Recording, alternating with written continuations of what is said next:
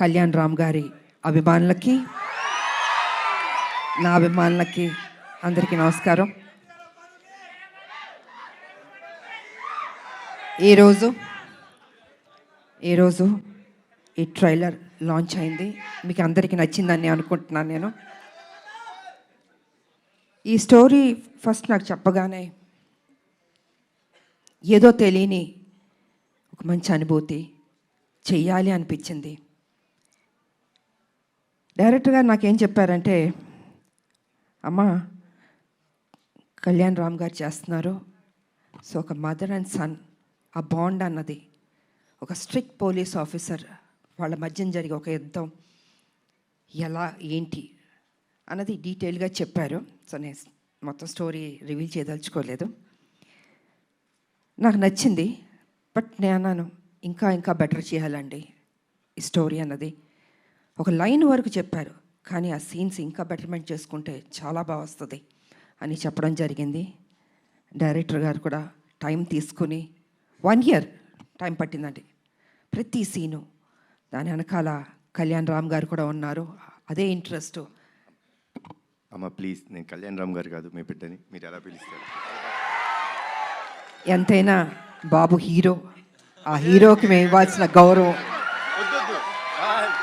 ఇంట్లో బాబు అనొచ్చు, బయట గారు అనాలి. ఇప్పుడు బిడ్డని కళ్యాణ్ అనే పిలుస్తుంది మా అమ్మ, లేకపోతే బాబు నాన్న అని పిలుస్తారు.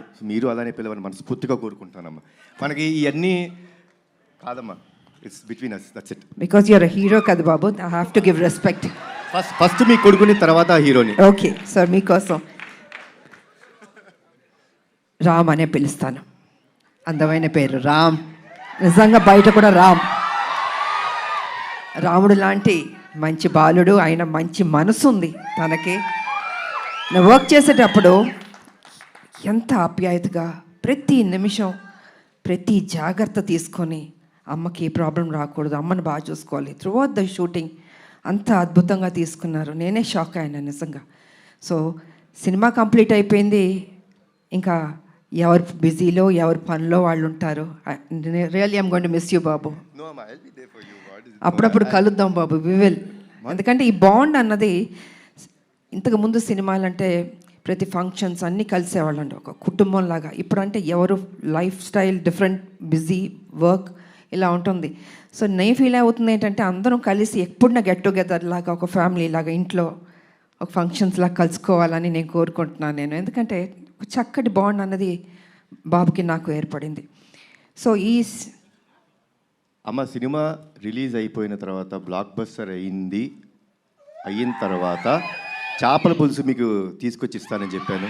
ఎందుకంటే ఈ సినిమా స్టార్ట్ అయిన రోజు అమ్మ ఒక మొక్కు పెట్టుకున్నారు.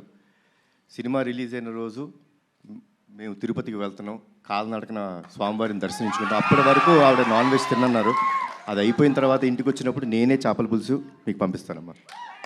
గుడికి వెళ్ళి వచ్చిన తర్వాత నాన్ వెజ్ తినకూడదు, తర్వాత మన నాన్ వెజ్ ఎప్పుడు చెప్తే అప్పుడు. థ్యాంక్ యూ బాబు. నిజంగా బాబు చెప్పినట్టు ఆ మొక్కు ఉంది మాకు, మీ చేతుల్లో ఉంది. మీరే మాకు దేవుళ్ళు. ఈ సినిమా పెద్ద హిట్ చేయాలి.